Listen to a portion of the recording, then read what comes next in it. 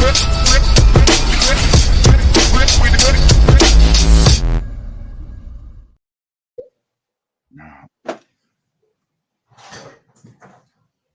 it, Matt. What's that about? Do it. It's on. Yeah. I'm on my thing. You frozen, I think, mate. Yeah. Yes, guys, I'm sorry. Welcome to Cardiff City World. This is the Breakdown Extra. I am joined, as ever, by Mr. Matthew Angel. How are you, mate? Yeah, all good, my friend. No, he's gone. There he's back. And we are joined by Mr. Darren Witcoop, who's had lots and lots of Cardiff fans interacting with him, shall we say, on social media. So he's gonna set the record straight on a few things. Welcome, mate. How are you? Yeah, good, thank you. You all right? Yes, I am.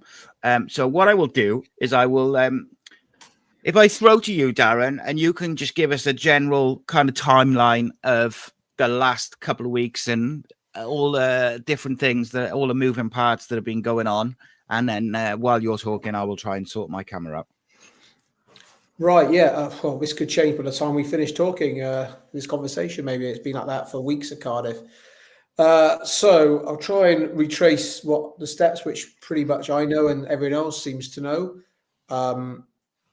The club, obviously, after Omar Rhys left, began creating a shortlist, and obviously they brought in Wasserman and a subcommittee, which we all know about, whittled the candidates down to 5 in the end, and then it was a preferred 2 it went down to.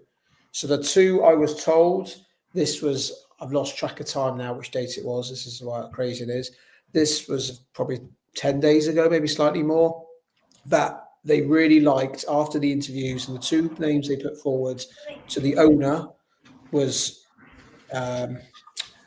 Ramsey and Barry Murphy, basically. And they were the 2 favoured candidates. And it looked like Ramsey was 50-50, really. Ramsey wanted to bring his own structure in. Well, the other guy wasn't as bothered. So you thought, well, maybe Ramsey won't get it. But Cardiff wanted to keep the status quo of him knowing the squads, obviously knowing the players. But Ramsey obviously had a caveat. If he wanted to bring a director of football in, he wants, which is still the same case, by the way, he wants to bring his own team in with experienced people. And the club said that would happen. As time went on, that never happened. And I think it was a week ago now, maybe more. I was told that they were actually the candidates would be told, which were the 2 candidates we talked about. That never materialised. Cardiff always liked Nathan Jones, but never made their move for whatever reason. I think it's a credit to them. It's because of the playoff, wanting Jones to concentrate with Charlton at respect. I imagine talks were going on, behind closed doors, perhaps, but not officially. Anyway, so the club were still liked Jones, but thought it wouldn't happen. So they moved on with the 2 favoured candidates. And in the end, Vincent Tan said, actually, I think I want to go a different direction and go for Nathan Jones, which has happened before, because I know he's interviewed managers before, and I know at least 2 managers who were offered the job in previous times gone by. And then Vincent Tan has changed his mind 1 minute and go, actually, no, I don't want him. I want somebody else. This is where the problem with the structure at Cardiff is. You've got too many people involved, too many decision makers, and then obviously the main decision maker being Vincent Tan, deciding in the end what he wants, and whatever goes, I'm having. So that's basically what happened. So that led the whole situation back to Nathan Jones, and there has been various, despite Charlton haven't said too much, actually said nothing official. Charlton have just said, we don't want him to go, basically. Cardiff have made numerous approaches, and Charlton has said, no, we're not letting him go. There was talk of 1 million compensation, which I think was right. Cardiff were willing to pay it. Then Charlton moved to change the goalpost and said, actually, we want more than that. Jones is also in line for a bit of a bonus because obviously they're leading Charlton up financially and other reasons. So it was very complicated. But all of this has happened probably in the wrong order because of the backdrop of it all. You've got the other candidates waiting in the wings, finding what's going on. Are we getting the job or not? And this is why it's led to this situation where Jones was the number one candidate and still is, but they can't seem to get him out of Charlton. And that's hence the delays why it's taken so long. And this is where we are, where they've now gone back eventually to the other candidates and said, oh, no, we'll just walk. We actually still want you, when everybody knows that's not the case. So it's just a mess, really. Yeah, look, I've seen a lot of people over the last sort of 24 hours or so, sort of kind of going at it like, oh, Cardiff were never in for Nathan Jones and blah, blah, blah. Like, it's just factually not true. Like, it just isn't. Cardiff were in for him. They couldn't agree a compensation figure, so they moved on. You know, anyone who thought Charlton were just going to give away their manager who's just gotten promoted and has got a 3-year contract for nothing, you know, you're kidding yourself. Of course, it was going to cost money. Now, there was also a period where there was a bit of change in terms of it was one price and then it was changed to another price. But again, all part of negotiating.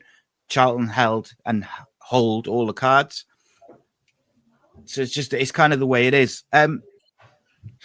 What's stemmed with all these Cardiff fans shouting at you then, Darren? Well, to be honest, Twitter's a bit of a cesspit, isn't it, really? And I mean, I'm a Cardiff fan. You know, I want the club to do well. People are saying I work for the club and all this stuff. I don't. You know, I speak to people of various parties on all sides. But at the end of the day, I want the best for Cardiff City, like you do, like all the fans do. We want a manager, the best manager in place, whoever that is. And I've got reservations over some of the candidates. But at this stage, they've got to appoint someone because we're in June now. And we're not the only club, don't get me wrong, who haven't got a manager at the moment. You know, Bristol City, who are going to appoint Rob Edwards very swiftly, which shows you how their process is slightly different to ours. But other clubs like Middlesbrough, but they'll have a plan. This is the problem with Cardiff. And I've been saying it for years. You should have a contingency plan. And bringing in subcommittee was probably a positive move, but it always feels like they're a step behind. And I feel the whole Jones saga being played out the way it has in interviewing candidates and then changing their mind and going back to different people will only cost the club probably more money in the end, but also just doesn't look good. And it's going to annoy and piss off a lot of people. And it has. I know it has. And if you're that manager coming in, you know that was I the one they wanted? Was I, you know, and this is the thing. And everyone can talk about Ramsey's inexperienced, or you've got Ian Evatt, or all these people. But in the end of the day, they've got to find someone, the right person, of course they have, who I actually think is Nathan Jones out of all the candidates. But the way they've gone about it is not been the way football clubs run, really, I would say. And it goes back to the lack of, I don't like the word nous, but experience behind the scenes, I would say, which has been going on for quite a few years. Really. This is not a new thing. And some of the things I've heard, and obviously I can't repeat because I wouldn't, I'm not teasing you here. I'm not surprised at, but as a business, it's just no way to operate, really, I think. But that's where we are.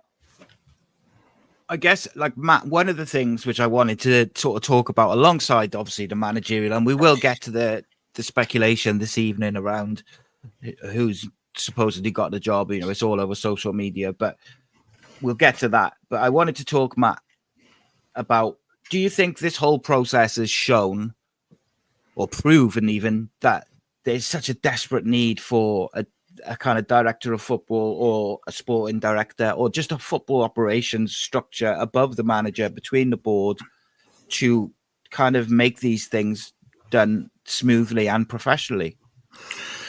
I suppose it depends which way you look at it. If they're still after Nathan Jones and everything that comes with that, that's not something that's going to happen overnight. Obviously, the compensation and this, that, and the other, and buying him out of his contract, that's going to take time. So you can understand it taking so long if that's the way they're going. But otherwise, from a fan's point of view, it's frustrating that it takes so long and it just gives you no confidence in, you know, what we've got in the building at the club already, does it? I think as well, like, go on, Darren, you go. No, sorry to interrupt. I just think, going on with your point there, Matt, I think it comes back to confidence, and there's been a lack of confidence in the board for quite a while now, a few years, with their decision making. And I think this sums it up, really. They've tried to do things slightly different this way, bringing people in, expertise of people supposedly. But I know a lot of people involved in that process haven't been happy with the situation and have been frustrated. And it's the point thing is the owner has. I go back to the owner. You have to be aligned as a club. If you appoint someone as an owner of your chairman or chief executive, they have to be all aligned and on the same page. And if they trust you trust your employees, you trust your people to make the right decision. And I think maybe previous managers haven't worked out for various reasons, and maybe Vincent Tanner's gone, no, I'm going my own way. But he was very stubborn over Omaritza, and look how that turned out. He's been stubborn over other things in previous managers' appointments. It's just, if you look as an outsider, forget the fact that we're fans and want the club to succeed. As an outsider, you look at the club and think, what the hell is going on? Like, a lot of people were thinking, that's no way to run a club. And the thing which baffles me, Darren, right, is Vincent Tan, Mehmet Dalman, Kenneth Cho, Steve Borley, they're all successful businessmen in their field. Yeah, they're all very successful men. You know, they will earn more money than I will ever see in a lifetime. But, you know, as an example, Vincent Tan, when he got involved in gaming casino a few years ago, he went and headhunted the most efficient and sought after person to run that business. Like, he literally sought that person from around the world and found the best candidate to run his business because he knew that his expertise were in that field. So we got someone to do it that he could trust to do it day to day, and it's thriving. What I don't understand is, well, look, I do understand why he's reluctant to put the sporting director in place. We also, you know, we all know the reason, but it was 10 years ago. The club is suffering financially and on the field because of the lack of, in my opinion, the lack of professionalism and the lack of ability to do the job properly. It's my opinion. I don't want to put opinions in other people's mouths, but it's my opinion that it's inept and it's not good enough from top to bottom.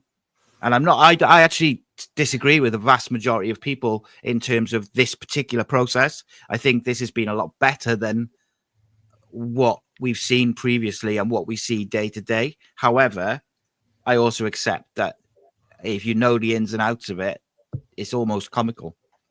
It is, and it goes back to trust. You trust your people you hire, and it goes back to, again, years ago. Cardiff's last head of sporting director, head of recruitment was Ian Moody, I think, wasn't it? Yeah. Under Malcolm Mackay, and we know how that ended. But it goes back. Vincent Tan was annoyed over a few transfers which didn't come off.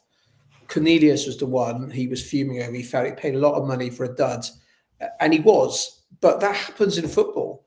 That how many times the club sign players who turn out absolutely useless. In the end, he's actually playing for top European team. So actually, there was something there, wasn't it? He plays with Denmark, you know. Anyway, but as an example, not all transfers are going to pay off. You might get a good one or a bargain and sell for a lot of money. You buy something for a lot of money, he doesn't score a goal.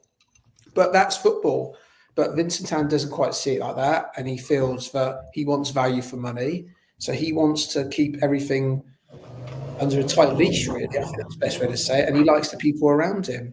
I think the biggest problem for Cardiff for years, and this is quite well documented, is there's nobody on the ground. There's nobody at the ground. This has been, as in, Mehmet Dalman is not based here. He's based in Monaco. Of course, he comes back from now and again, but he's got other businesses. Kenchu, not based in Cardiff. And I'm not saying they're not doing their job or can't do a job. I'm not questioning that, but I'm questioning the fact that you need to be on the ground day to day running what is going on behind the scenes. Otherwise, you're letting the manager, whoever it is, just run loose. And he's got no one to answer to because there's no sporting director or head of anyone above him. So for me, structurally, there needs to be a change.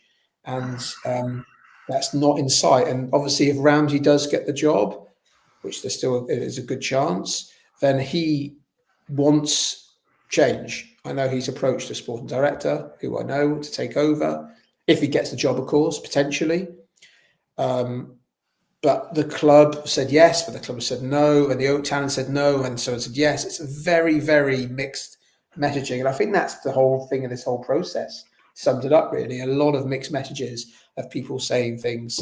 And as a fan, I'm as frustrated as you guys and everybody else listening, because we're in June now. Players have been signed up by other clubs. Cardiff need some signings. They need to add to their squad. This is not helping. If you're a player looking on, you're thinking, well, I'm not joining that club. It's a basket case of the club. Why would you? They've got a manager. They don't, and it's like players talk, and managers talk. And it's just so frustrating. And we're here now, I said 5th of June. I don't know what is going on. And I realise the Nathan Jones situation means there's going to be a delay. But I wish there was some transparency officially from the club. I think that also winds people up. If the club said, look, we have set our own target, Nathan Jones or what have you, or we've made an offer and it's turned it down, then fine. But they're so worried about coming out and saying things and getting the messages. Actually, it's worse because they're not transparent. So everybody then hears things and was told things. And this is where we get to this stage now where nobody knows what's going on. Yeah, I mean, we had Glenn Williams on from Wales Online yesterday, and he said himself, like, it's so difficult just to get a straight answer from the club regarding the most basic of things, let alone something like this. Whereas he speaks to his colleagues at different football clubs, different EFL clubs around the country, and they all kind of laugh at him because they in this situation they would go to the club or the club would go to them and just say, look, we realize there's a delay, apologies, but we're working hard to get the right candidate, blah, blah, blah, blah. And that just appeases the fans a little bit. Of course it does, but at least the fans have got an idea that the club have a plan. At the moment, their club, it starts, that's how rumours start, that's your Twitter, and people will say this and that. And obviously, maybe the club can't do anything official, but there should be there are means and ways of saying to the local media, for example, which was the case in years gone by, where they would say, look, this is what's happening. This is the reason for this. We can't officially go on the record, but you can put that out. And then all of a sudden fans go, okay, fine, but it's the smoke and mirrors though, again, isn't it? The whole time of speculation and that. Charlton have said nothing. There's a reason why Charlton have said nothing official. Nathan Jones obviously hasn't come out and can't contractually say anything. He's not forcing a move because he's employed by Charlton. I believe that if the club did agree a fee with Charlton, he would go. I'm pretty certain. These talks already, off the record have taken place, no doubt. He's a Cardiff fan and he knows how much potential the club have got. And that's why it's so frustrating of us guys knowing that Cardiff shouldn't be in League One, but they are. And they've got to rebuild. And next season is a massive season. I'm as a fan dreading it, and that's because I've seen League One and it's the standard, and it's going to be hard. And those games last season, which were horrible to watch, like the Oxford game, where it was a lot of long throws and a lot of high, but it was an awful game. Cardiff should have won that game. But it will be a lot like that, I think, a real battle, and it's just going to be ugly. But so they need some players who know that level. I think they need a centre half, definitely. They need some pace. I think we talked about it already.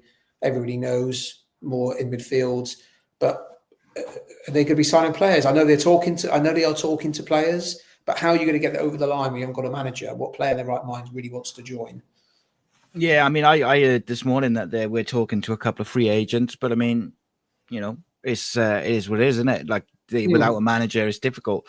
I just find that bizarre when, again, we go back to the last couple of years and there's been club signings, not the manager's signings, and I just think it's bizarre how you can have signed players and like I said, we haven't even got a manager. I think it's crazy. Well, how many times over just football generally do you see when those kind of club signings do happen, and then the manager comes in and he doesn't like the player or he doesn't fancy him, and then they don't work out? It's a difficult one. I mean, normally the club, again, goes back to being aligned, and the same thing as Cardiff. Normally the manager will have a say. It might not be his signing, for example, but he will say to someone, use Paddy Du Bois, head of recruitment, for example, I want a big number 9. This is, I've got a couple of ideas, but and Paddy will go back. And I'm not saying this happened, by the way, just an example. Yeah. We've got Wilfred Kanga, he fits our profile. He was terrible, but I'm just saying that happens and it doesn't work out.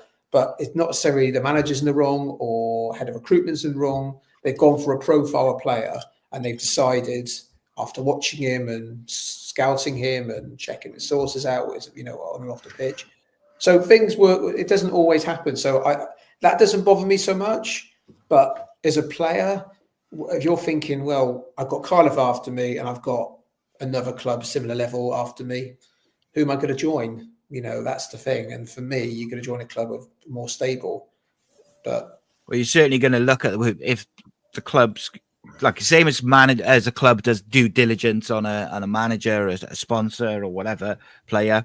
A player and their agent should do due diligence on a club as well. And if they haven't got a manager or they haven't got a long-term plan, then they're not going to be the most attractive of options for the player to sign.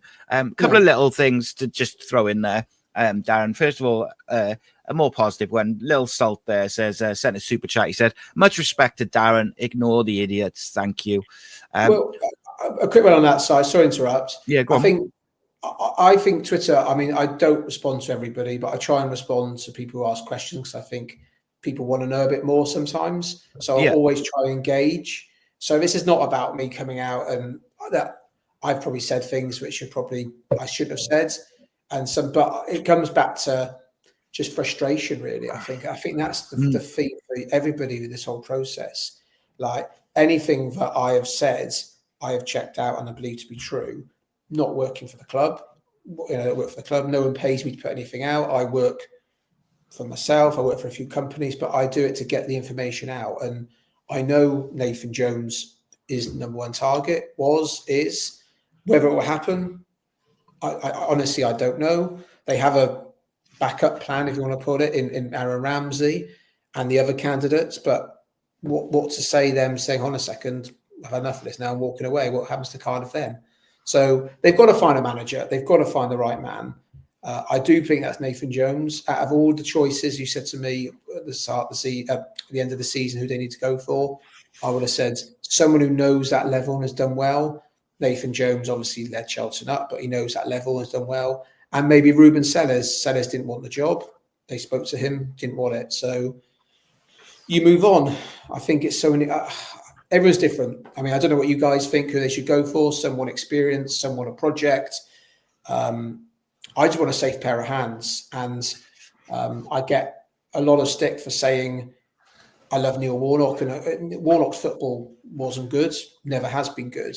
But as a fan, him managing your team gives you that bit of I feel like a safety blanket, knowing he knows what he's doing. The players that are on the say, he can get the best out of them. They don't, I don't know the word is, but it just feels you a bit more comfort. And Jones would do that for me. I don't know about you, but I haven't for a manager for a long time felt like that.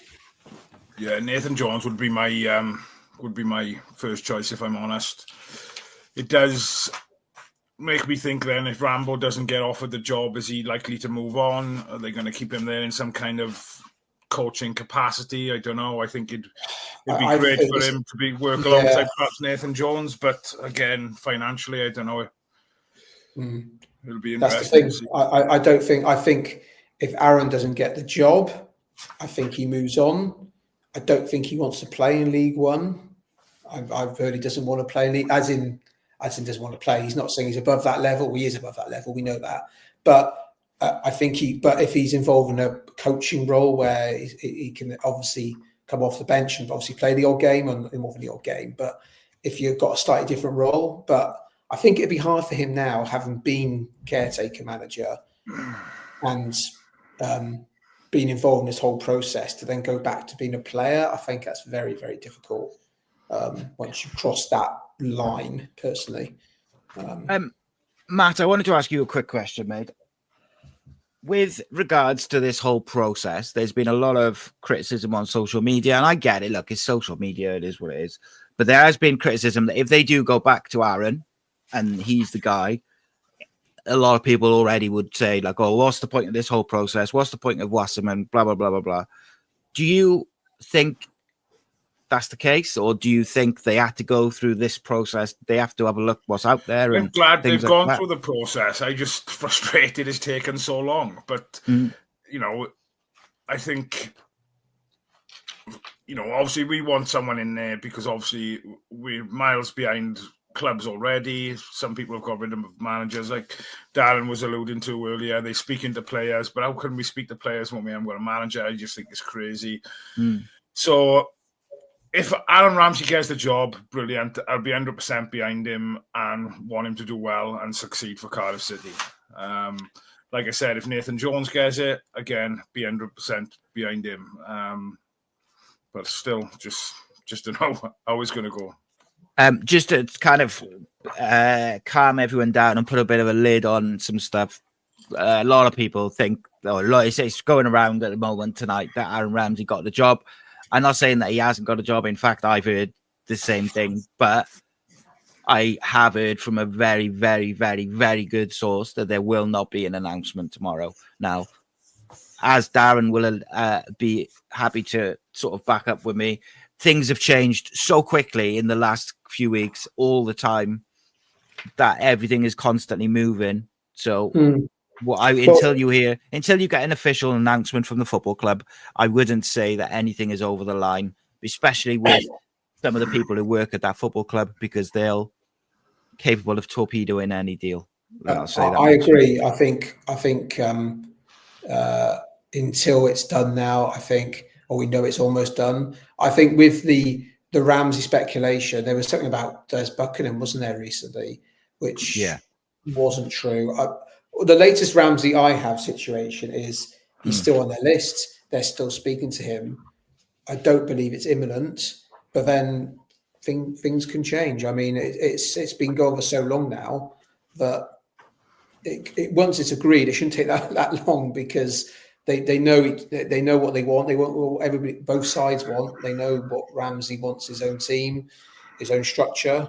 They know they don't know what's happening with Nathan Jones, obviously. I think the Charlton one is an interesting one. They've said nothing, Charlton. They've briefed Richard Corley, who was someone I know well. I know Glenn mentioned last night, a very good journalist who covers the club. Richard knows there's interest and has been interest, but he was said, insistent Charlton, he's going nowhere, which has been Charlton's stance from the start. So that probably says Charlton just not going to play ball, and they haven't played ball, and they don't have to play ball. So where does that leave Cardiff? When do Cardiff say, right, we're drawing a line in the sand here now, we're moving on? Because unless Nathan Jones comes out and says, forget this, agree, I'm not managing you next year, I'm going to Cardiff, which I don't believe he's going to do or would do, then we're still stuck in this merry-go-round of what's going to go on, really. One question I did get, Darren, yesterday was, if Nathan Jones wants the Cardiff job, which, we're led to believe that he would at least have an interest, why doesn't he just resign? Because he's done that before to get, to go to another job. Do you have any insight into why that might not happen? I would assume that it's financial. Yeah, I mean, loses money, but it's quite complex, and I don't know myself the full intricate details. But to leave a job, I mean, even if he decides to do that, it's still a gamble, isn't it? I mean, you're leaving a job where you're a hero, leading Charlton up, admittedly to go to your boyhood club, as the fans you want, where you grew up supporting. But I understand he's obviously got 3 years left in his deal, which is a very good pay packet he is on. He also will receive a financial incentive, as would any club do for their manager, for leading a club up into the Championship, which is a lot more lucrative in League One.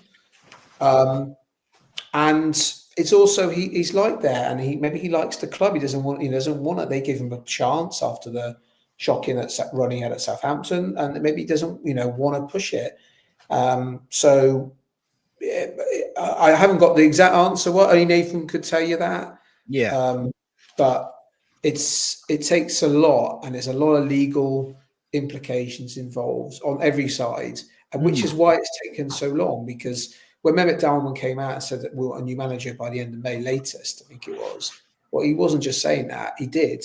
But this is the reason why it's taken so long. There's been so many talks, so many legalities, so many parties involved. But again, as I said a minute ago, they've got to say, right, enough is enough.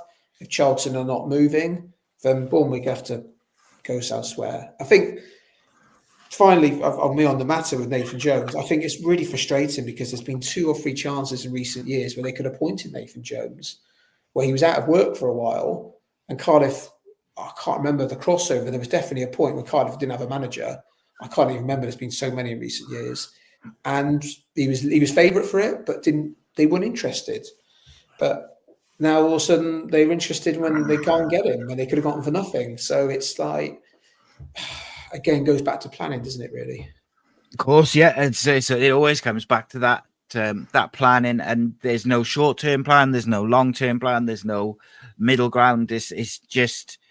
They're always reactive rather than proactive in the way they go about their business, the way they think about things.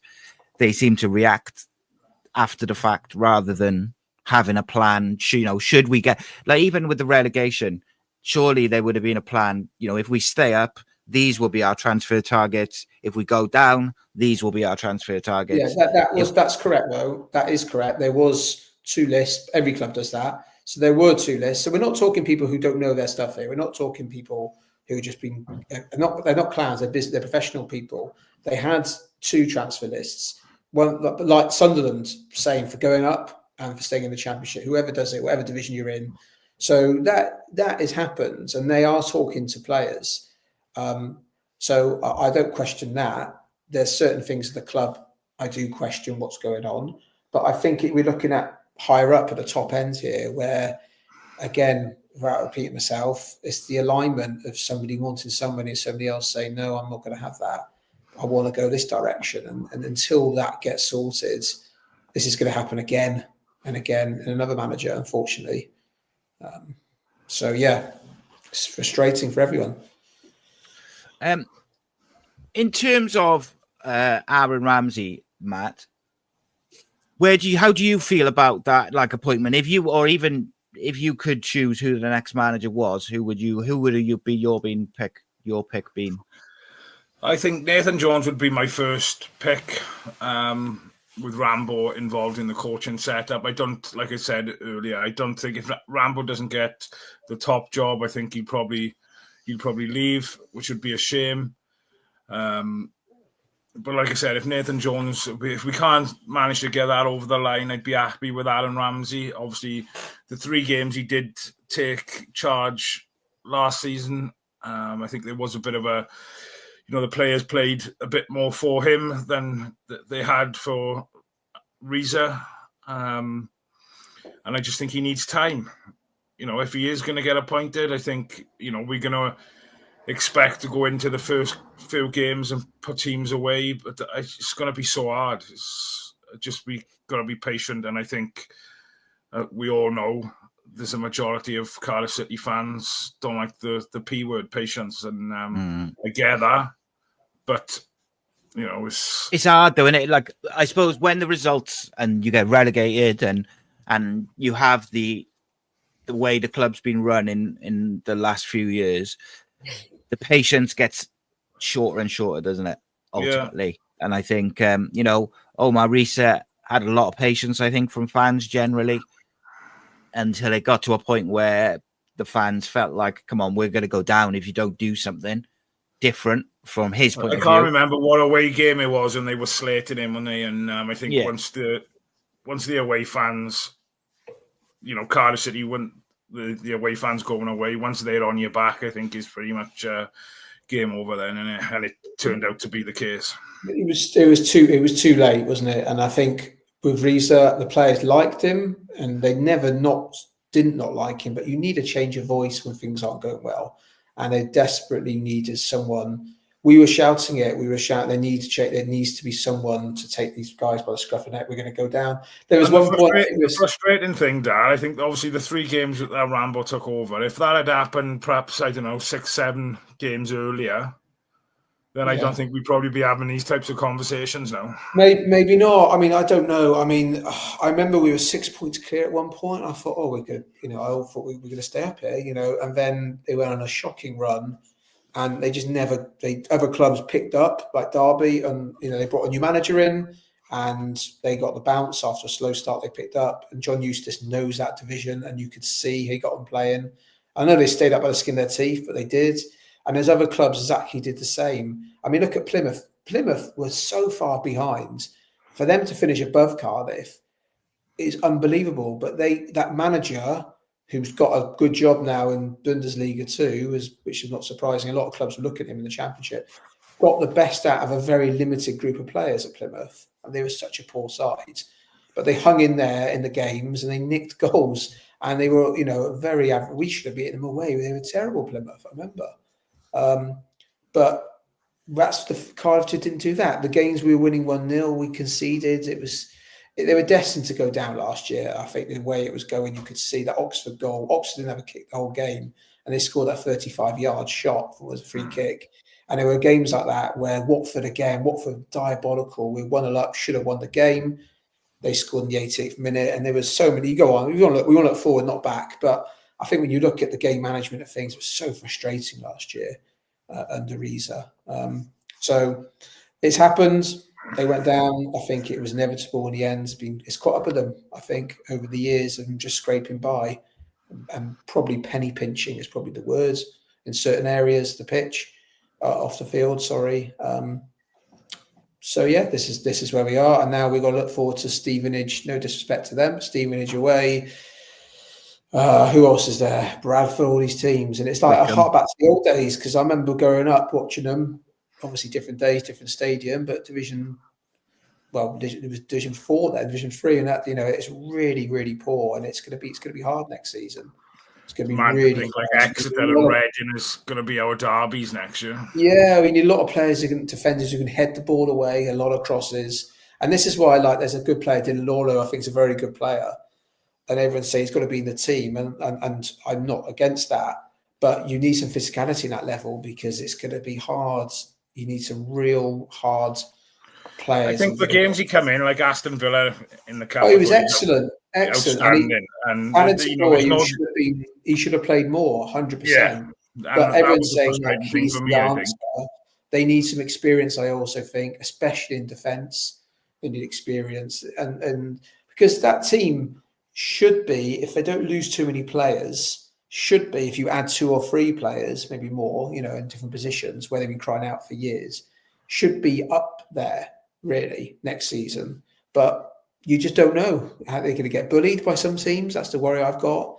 Not outplayed, just out-muscled, because that's what a lot of teams do in that division.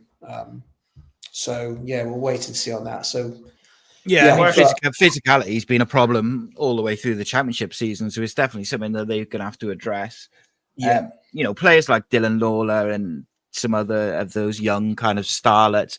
The main thing is to keep hold of them first and foremost, because if I was, a Premier League club, a Championship club, the likes of Dylan Lawler, Louis Giles, Joel Colwell, Ruben Colwell, Alex Robertson, all these players under 25 who've got clear ability.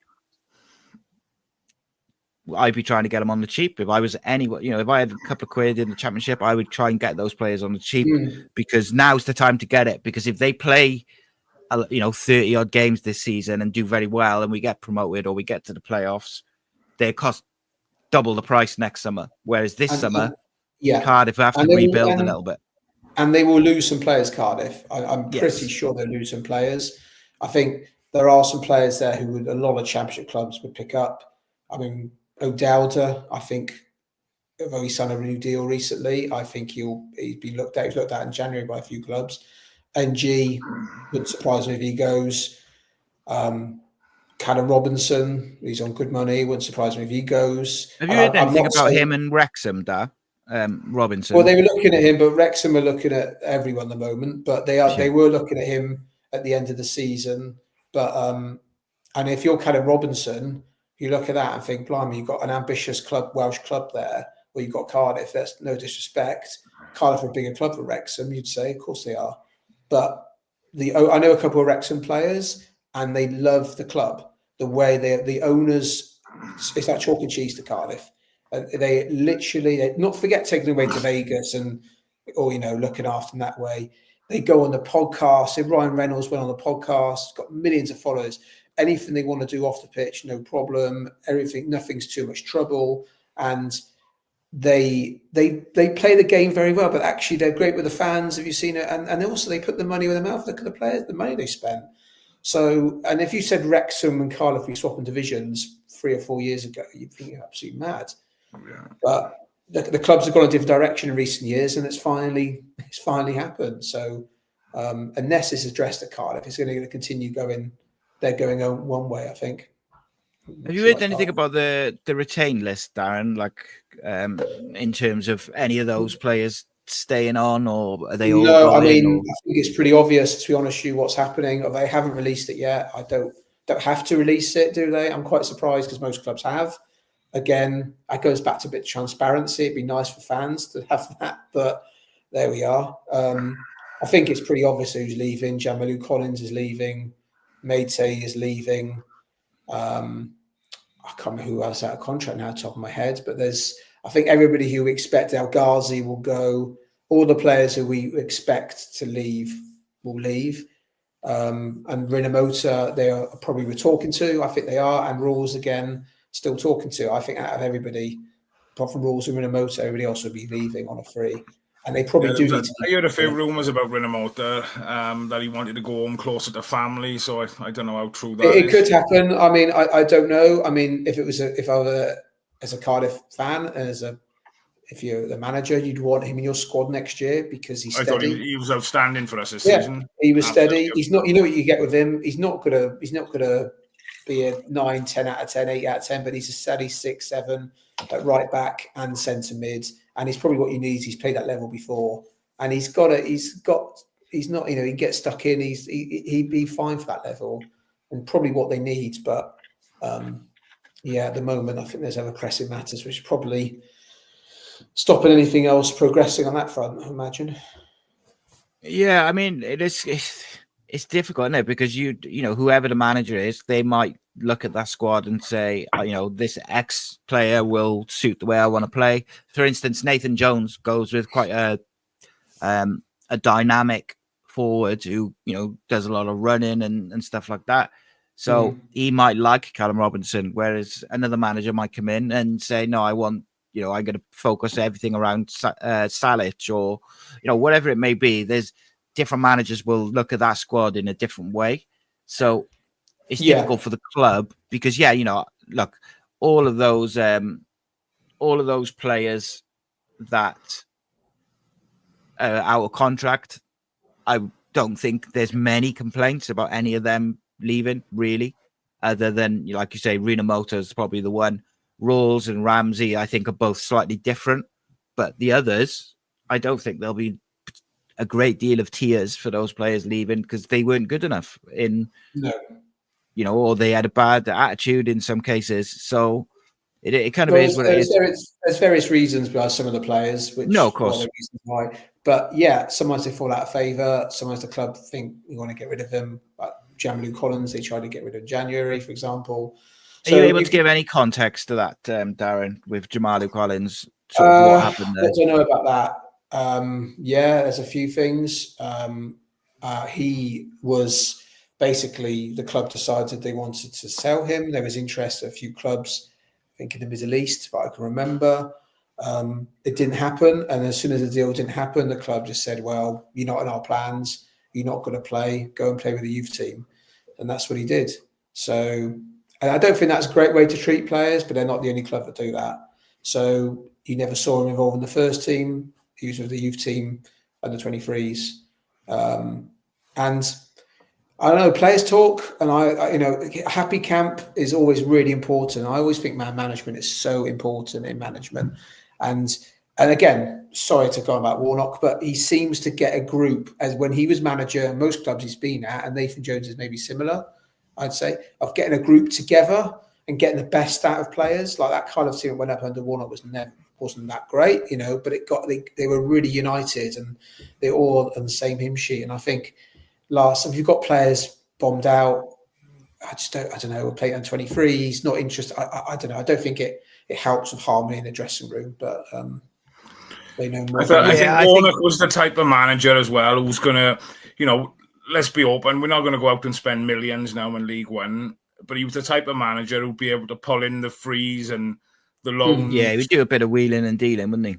Yeah, and I think people had come because of his reputation then, and they'd want to play for Neil Warnock. I think we just need somebody like that to kind of take over. And no one.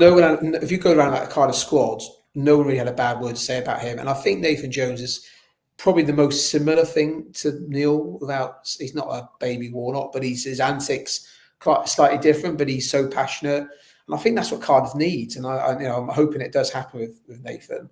But I think someone needs somebody to really get going and get the crowd going, and just it's been such doom and gloom for the last few years. Look at the crowds dwindling, and the atmosphere I think is not great, and it just needs a lift. And I think he would straight away bring a lift, and he gets the best out of players. I mean, obviously, apart from a spell at Stoke, which didn't go well, and obviously Southampton, which he probably wasn't ready for, good enough for the Premier League, nicest possible way. He's a good League One and Championship manager who knows how to get the best out of teams, like he did at Luton, like he did at Charlton this year. So, yeah. So we've all got. I think if you said to Cardiff fans, who would you want? Most would want Nathan Jones, but at the moment, it's going on, and they've got to make a decision at some point and say, right, this is our man. We're going to back him, whoever that is.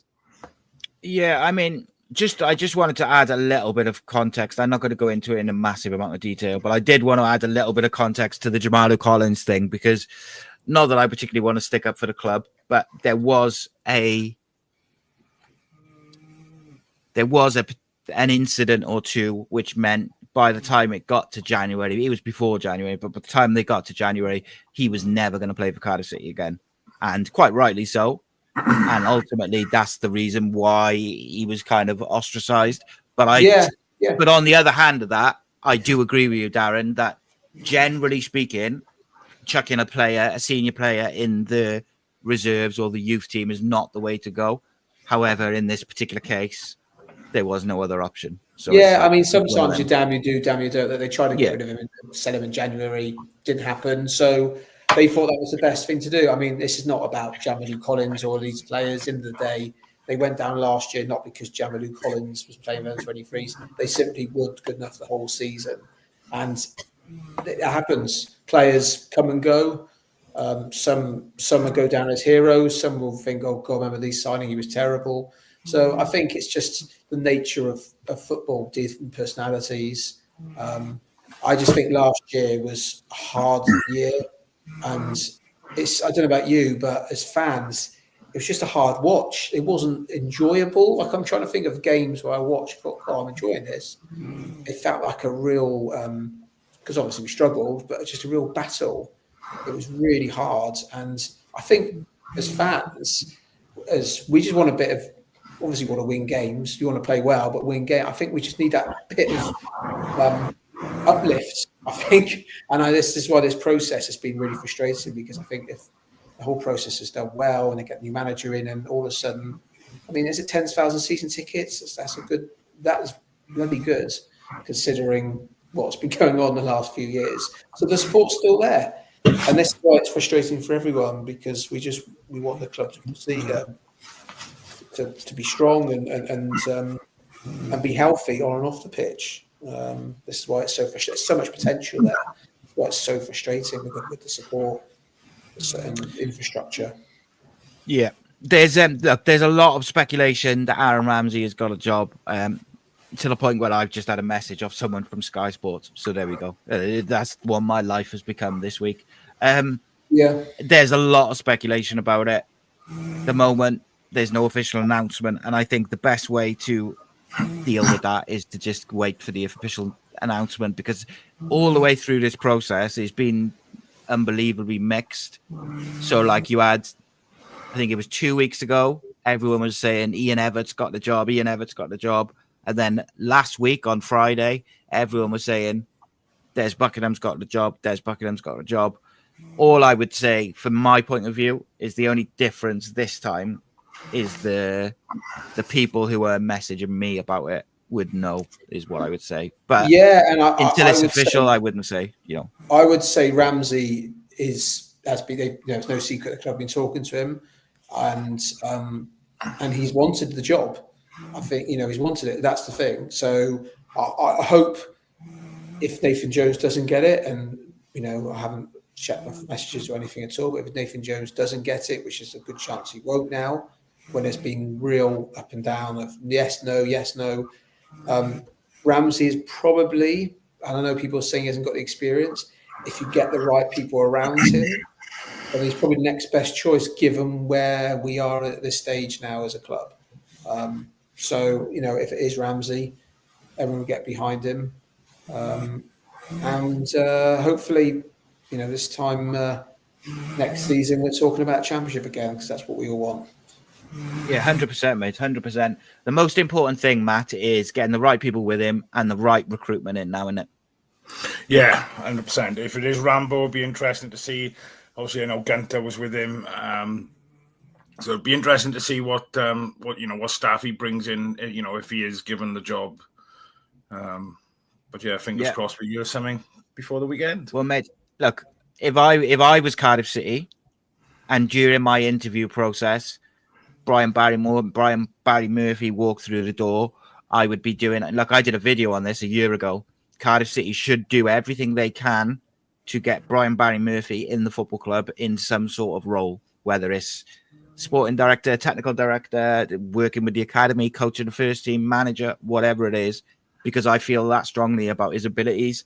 But I'm not in charge of Cardiff City. You'll be shocked to know. Well, another day, the never-ending story continues. Cardiff City at the 5th of June, 2021, as the time is, do not have a manager. Maybe tomorrow's the day. Who knows? Stranger things have happened. Darren Witcoop, thank you very much, mate, for coming on. Appreciate your time. Thanks, guys. Good speaking. Yeah, top man, Dar. Thanks, buddy. Superstar Matthew Angel, as always. Good to see your face.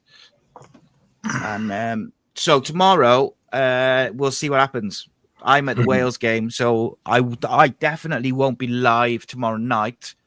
If something happens in the day, then obviously I'll be live. I think I'm not sure what Matt and Rob and that are doing, but if there's no post-Wales show, then we'll talk about the Wales game on Saturday. If not, there'll be an episode. And if there's no post-Wales game, there'll be an episode of the Rebuild, which is on analysis departments. So last week, we focused on medical and recovery. This next episode is all about analysis and technology. Appreciate you all. Over 1,100 people watching. As always, spread the words. Cardiff City World. By fans, for fans, 7 days a week. And if you can, become a member, subscribe, like, all that good stuff. And we'll see you soon. Cheers.